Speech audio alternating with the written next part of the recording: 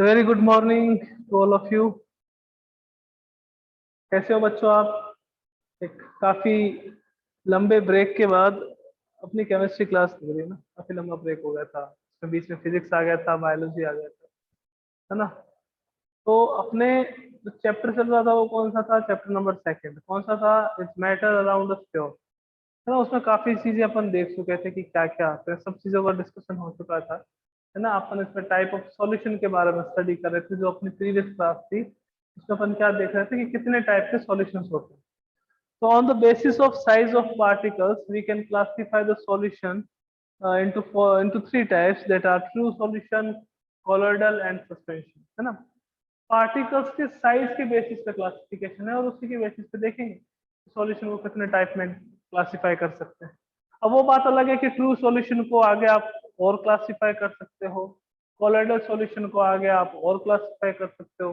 True solution है जो वो 9 टाइप से क्लासिफाइड होता है ना, 9 टाइप से क्लासिफाई कर सकते हैं on the basis of physical state of solute and solvent. Colloidal solution को 8 टाइप से क्लासिफाई कर सकते हैं on the basis of physical state of dispersed phase and dispersion medium, है ना। आइए जल्दी से देख लेते हैं कि चैप्टर में क्या क्या है, उसके बाद अपन आगे चलेंगे। यानी कि कोलोइडल सॉल्यूशन की प्रॉपर्टीज देखनी, बट उससे पहले कुछ स्टूडेंट्स की डिमांड है कि सर एक बार जल्दी से हमें रिवीजन करवा दीजिए, क्योंकि मिड टर्म भी आने वाले हैं नेक्स्ट मंथ में शायद। मिड टर्म में हम क्या करेंगे, आइए देखते हैं फिर। चैप्टर कौन सा है? साइंस का चैप्टर नंबर सेकंड, केमिस्ट्री का भी chapter number second, is matter around a sphere, है ना। तो वो सब चीजें अपन देख चुके हैं। मैटर का जो क्लासिफिकेशन था on the basis of physical state, वो सारा पहले चैप्टर फर्स्ट चैप्टर में देख चुके हैं। उसमें क्या था? In the chapter we discuss about the physical state of matter, that was solid, liquid, gas, Bose Einstein and plasma etcetera. वो सब चीजें अपन देख चुके हैं ना। देखो यहाँ पे क्या था, तो चैप्टर में क्या था वो अपन डिस्कस कर लेते हैं। कि आपके पास ये मैटर है, इसको अपन ने क्लासिफाई करा टू टाइप में। कौन कौन से में? प्योर सब्सटेंस में,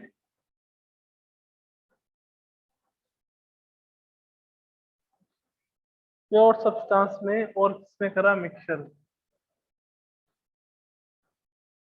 है ना। प्योर सब्सटेंस को फिर क्लासिफाई करा किसमें अपन ने? टू टाइप में। कौन कौन से में? एलिमेंट में और कंपाउंड में। एलिमेंट को फिर क्लासिफाई करा किस किस में? मेटल में,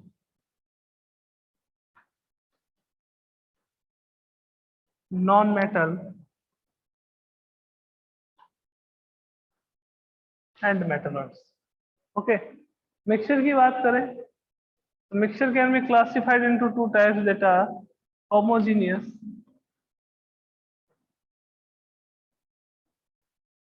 and heterogeneous.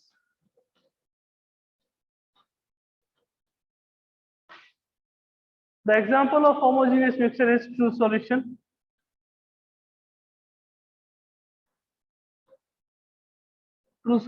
and the example of heterogeneous mixture are colloidal solution and suspension. And this is the chapter second. This is our chapter second, है ना। थोड़ा सा चैप्टर सेकंड में और क्या रह जाता है कि अगर आपके पास कोई मिक्सचर प्रेजेंट हो तो कैसे उसको प्यूरिफाई करें। यानी कि आपके पास, आपको पता है कि एटमॉस्फेयर में बहुत सारी गैसेस हैं, नाइट्रोजन है, ऑक्सीजन है, हाइड्रोजन है, मीथेन है, बहुत सारी गैसेस। उन गैसेस में से अगर ऑक्सीजन को अलग करना हो, हाइड्रोजन को अलग करना हो, यानी कि प्यूरिफिकेशन के कौन कौन से मेथड है वो भी इसी चैप्टर में आते हैं ना। देखो भैया, मैटर अपने को पता है क्या होता है, प्योर सब्सटेंस अपने को पता है क्या होता है कि जिसमें जितने भी कंपोनेंट हो उसका रेशियो अगर फिक्स हो तो उसको अपन क्या कहते हैं? Pure substance, non as pure substance. Pure substance दो टाइप के होते हैं, एक एलिमेंट होता है, एक कंपाउंड होता है। एलिमेंट का मीनिंग क्या होता है कि सेम टाइप के atom present, same type of atoms are present, उसको अपन क्या कहेंगे? एलिमेंट। कंपाउंड्स क्या होते हैं? डिफरेंट टाइप के एटम प्रेजेंट हो या डिफरेंट टाइप के elements present, different types of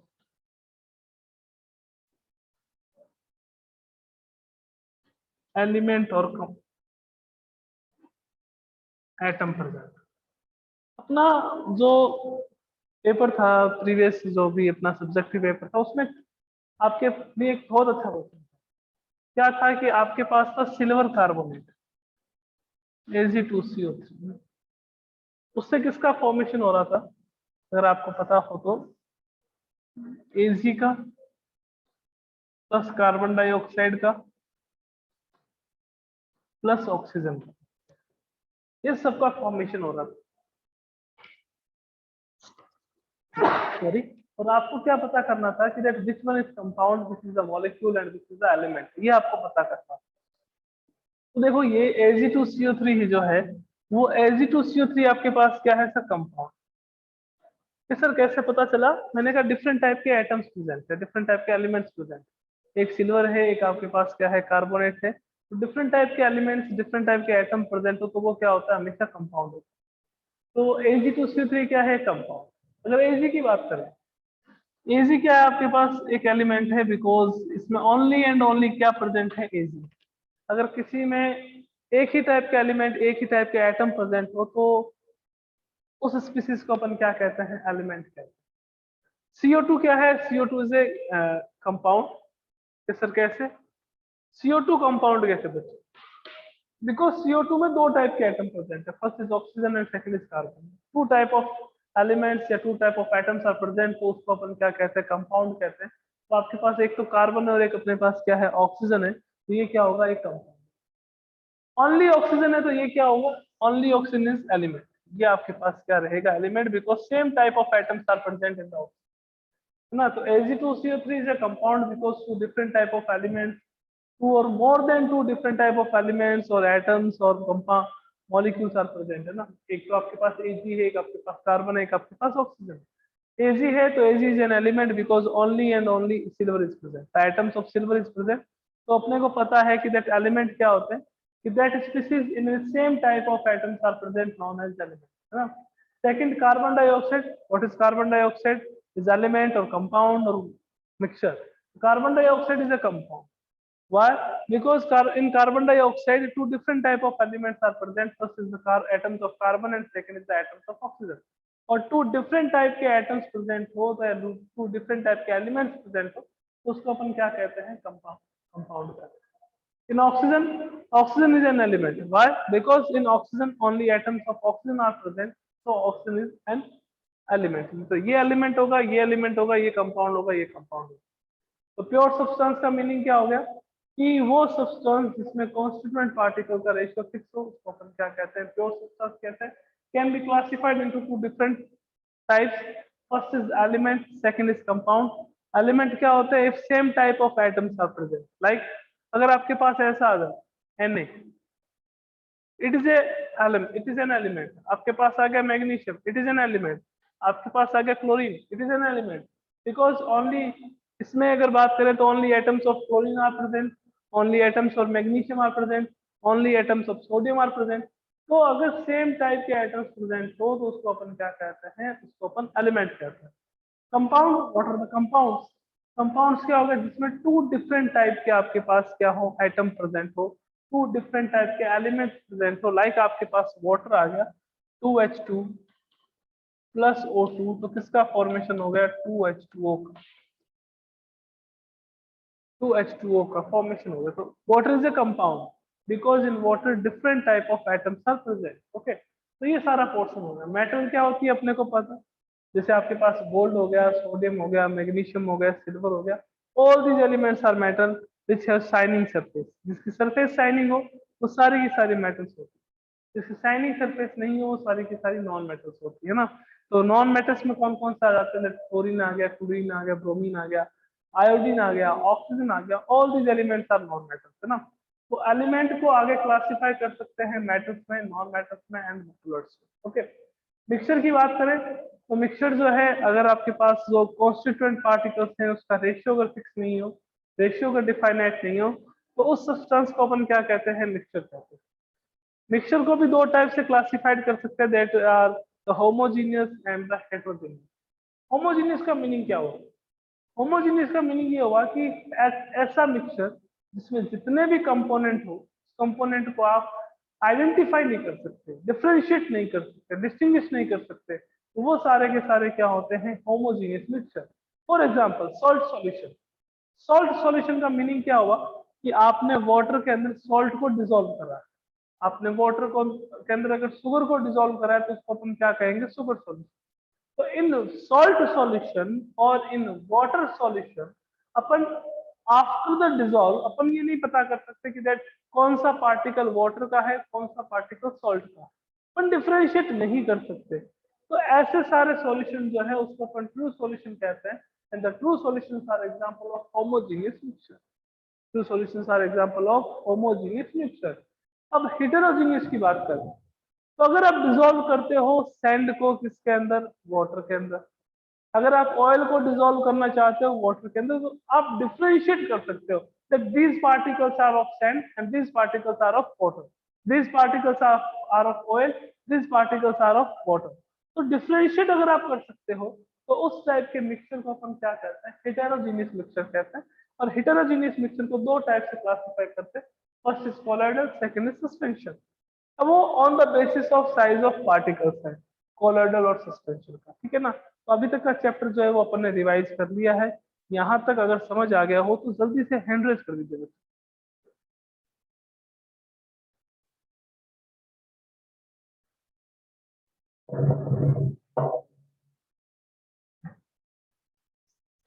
ये जस्ट इसके लिए करवा रहे हैं थोड़ा सा रिवीजन, बिकॉज काफी टाइम हो गया केमिस्ट्री क्लास रही थी ना, केमिस्ट्री की जगह फिजिक्स की क्लास लग रही थी, तो थोड़ा सा क्या है रिकॉल हो जाए सारा, इसके कारण।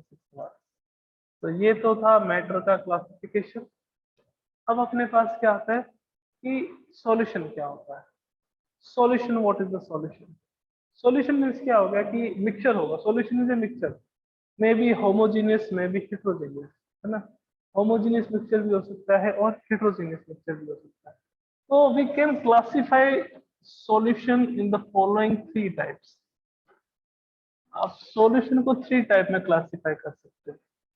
बेटा कौन कौन से टाइप है अपने को भी पता है। First is true solution,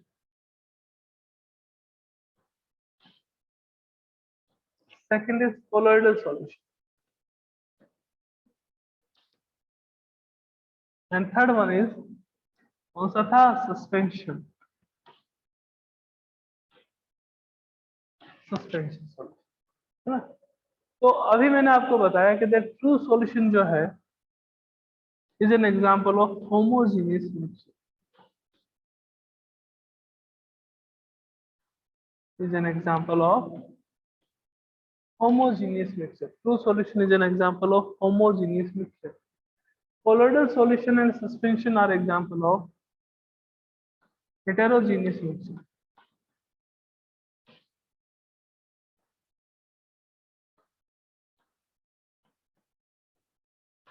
Heterogeneous mixture means आप इसमें क्या बता सकते हो, दो different phase of solution, two different phase of solution को आइडेंटिफाई कर सकते हो, बट इसमें नहीं कर सकते।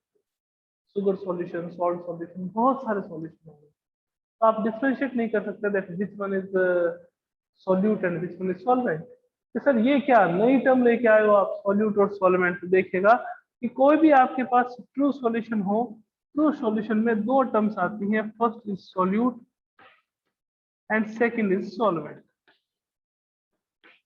दो टाइप की टर्म आती है, सॉल्यूट एंड सॉल्वेंट। जनरली क्या डिफाइन करते हैं कि that which one is solute and which one is solvent.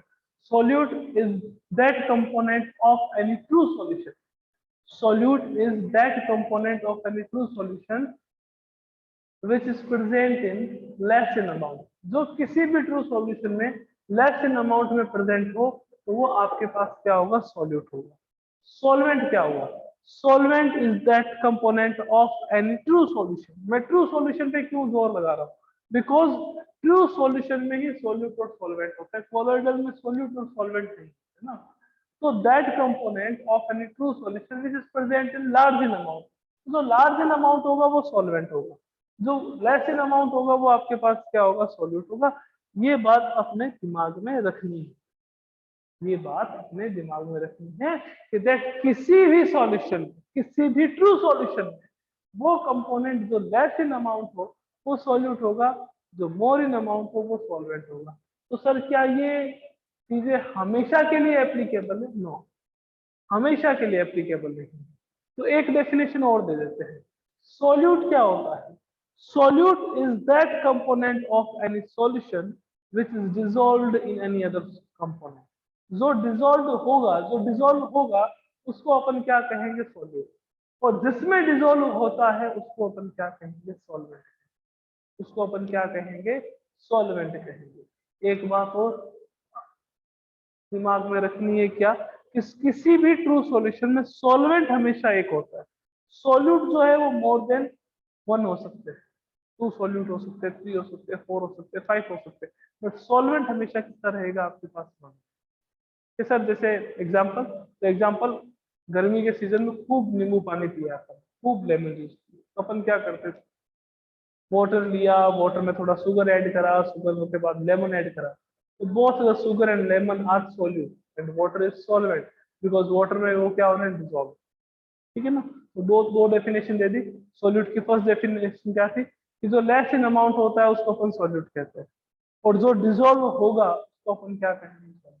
जो मोर इन अमाउंट हो वो सॉल्वेंट होगा, जिसमें डिसॉल्व होता है वो आपके पास क्या होगा? सॉल्वेंट होगा। ठीक है। अब बात करें कि सर कोलोइडल सॉल्यूशन में क्या कह देते हैं इसको, तो कोलोइडल सॉल्यूशन में दो अलग टर्म आ जाती है। क्या आ जाती है? Dispersed phase, dispersed phase and dispersion medium. Dispersion, बस यूं कह दीजिए कि थोड़ा सा नाम ही अलग है।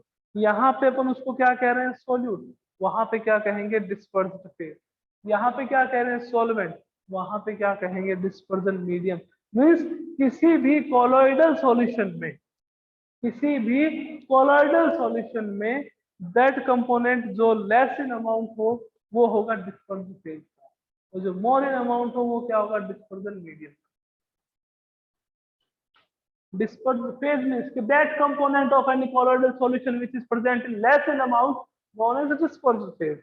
That component which is present in more in amount known as dispersion medium. उसको अपन क्या कहेंगे? dispersion medium कहेंगे। सस्पेंशन के बारे में ज्यादा बात है अपन नहीं करेंगे। ये डेफिनेशन अगर क्लियर है तो जल्दी से हैंड रेज कर दीजिए, फिर अपन चलते हैं आगे। जल्दी से हैंड रेज कर दीजिए अगर डेफिनेशन क्लियर है डिस्पर्स्ड फेज, डिस्पर्जन मीडियम की, सॉल्यूट की और सॉल्वेंट की, तो जल्दी से हैंड रेज कर दो बच्चे।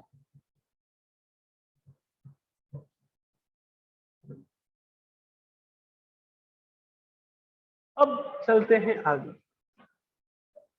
कि जो एग्जाम्स में क्वेश्चंस पूछे जाते हैं उसके बारे में थोड़ी सी अपन बातें कर लेते हैं, है ना?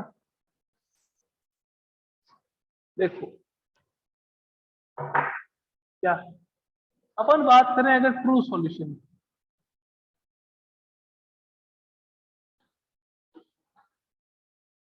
True solution, true solution is an example of is an example of homogeneous mixture.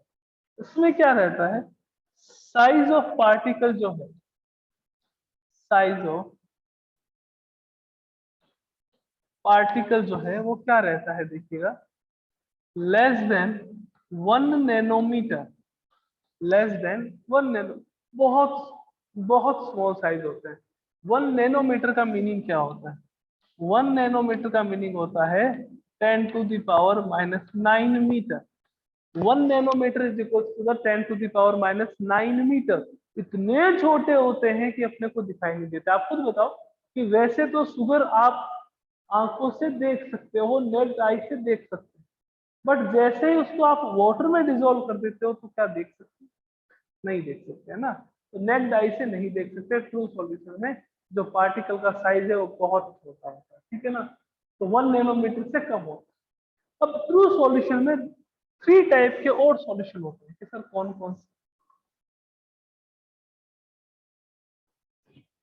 एक तो आपके पास होता है गैस सॉल्यूशन। कौन सा सॉल्यूशन? Gas solution. एक आपके पास होता है लिक्विड सॉल्यूशन। कौन सा सॉल्यूशन बच्चों? Liquid solution. और एक आपके पास होता है solid solution. Gas solution, liquid solution and solid solution. Sir इसका क्या मीनिंग है? इसका मीनिंग क्या है गैस सॉल्यूशन का? कि देख जो सॉल्वेंट है वो हमेशा यहाँ पे क्या होगा, गैस। यहाँ पे सॉल्वेंट क्या होगा, ऑलवेज भी लिक्विड, हमेशा क्या रहेगा, लिक्विड। यहाँ पे सॉल्वेंट क्या होगा, ऑलवेज भी सॉल्व, क्या रहेगा यहाँ पे, सॉल्वेंट। तो अगर कोई भी एक ऐसा सॉल्यूशन जिसमें सॉल्वेंट गैस है तो उस सॉल्यूशन को अपन क्या कहेंगे, गैस सॉल्यूशन। कोई भी ऐसा सॉल्यूशन जिसमें सॉल्वेंट लिक्विड है then the solution is known as liquid solution. कोई भी ऐसा सॉल्यूशन जिसमें सॉल्वेंट सॉलिड है तो उस सॉल्यूशन को अपन क्या कहेंगे, सॉलिड सॉल्यूशन। क्लियर है बात एकदम? चलो अब देखो अपने जनरली बात करें लिक्विड सॉल्यूशन या गैस सॉल्यूशन या सॉलिड सॉल्यूशन की, तो सॉल्वेंट तो तीनों में फिक्स है, इसमें गैस रहेगा, इसमें लिक्विड रहेगा, उसमें सॉलिड रहेगा। सॉल्यूट जो है वो मे भी गैस हो सकता है, मे भी लिक्विड हो सकता है, मे भी सॉलिड हो सकता है। यहाँ पे भी ऐसी कंडीशन, गैस हो सकता है, लिक्विड हो सकता है, सॉलिड हो सकता है। वहां पे भी वैसी कंडीशन, गैस हो सकता है, लिक्विड हो सकता है, सॉलिड हो सकता है। मीन्स कि एक टाइप का जो सॉल्यूशन है वो 3 फर्दर टाइप के सॉल्यूशन का फॉर्मेशन कर रहा है। तो ट्रू सॉल्यूशन कितने टाइप का हो जाता है, 9 टाइप का। आपको एग्जाम में क्वेश्चन भी दिया था, what is the example of gas in gas solution, gas in gas solution. Gas in gas solution मतलब सॉल्वेंट तो गैस है ही, सॉल्यूट भी क्या है, गैस है। सॉल्वेंट भी गैस, सॉल्यूट भी गैस। तो इसका एग्जांपल क्या हो जाता है आपके पास, O2 इन N2। Sir O2 means oxygen, N2 means nitrogen. अपना जो एटमॉस्फेयर है उसमें नाइट्रोजन जो है वो 78% है अप्रोक्सीमेट, ऑक्सीजन अप्रोक्सीमेट 21% है।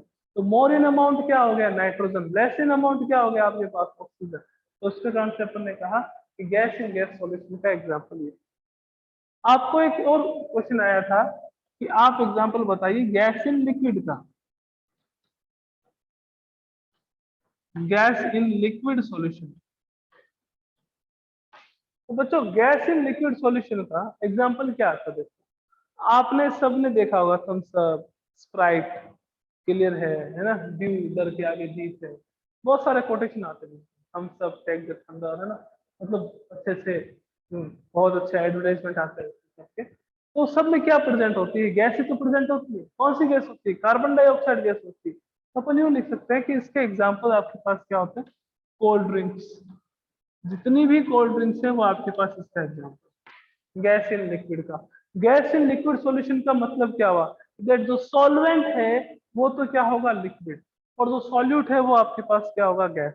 तो गैस इन लिक्विड, लिक्विड में क्या डाल रखा है आपने, गैस। सोडा वाटर, जितने भी सोडा वाटर आपने देखे होंगे है ना, वो भी किसके एग्जाम्पल है, गैस इन लिक्विड सॉल्यूशन के एग्जाम्पल है, बिकॉज लिक्विड में क्या प्रेजेंट है, गैस प्रेजेंट। अगर ऐसा आ जाता है बच्चों कि लिक्विड इन लिक्विड सॉल्यूशन, या फिर यूं कहते हैं कि solid in liquid solution, solid in, sorry, solid in liquid solution, liquid solution, solid in liquid solution means solvent तो अभी भी लिक्विड है, सॉल्वेंट अभी भी लिक्विड है, सॉल्यूट क्या हो गया आपके पास, सॉलिड हो गया। तो इसका एग्जांपल क्या आ जाएगा आपके पास, शुगर सॉल्यूशन।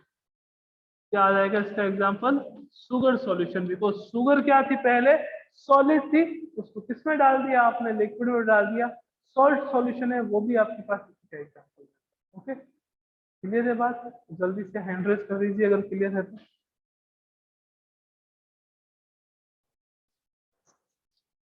अब इनके और एग्जांपल देखने हो कि जैसे अपन डिस्कस कर चुके हैं गैस इन लिक्विड का, तो इसका कोल्ड ड्रिंक हो गया, सॉलिड इन लिक्विड का आपके पास शुगर सॉल्यूशन हो गया।